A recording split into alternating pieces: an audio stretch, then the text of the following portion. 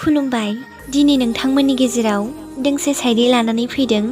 शायरिखौ दैथायहरदों अनजालु बर', district Sonitpur, village निजोमपुर।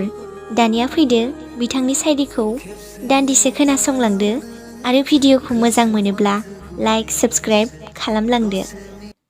ओइ सना, बावबाय नामा नों? जों सानैनि रादाय लानाय बै समाव जों सानैजों कृष्णचूड़ा बिफां सिङाव लोगो हमलायनायखौ, बै समखौ गोसोखांबोला हारसिङैनो सिरियै मेगन खनाजों बोहैयोलै सना दुंब्रुद मोदै।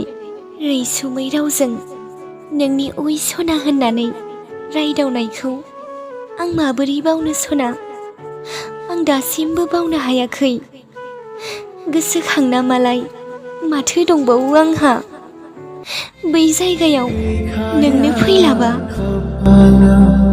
गैखाया बरादाव जैसे कि हस्ताया फैमालसो जाखागोन।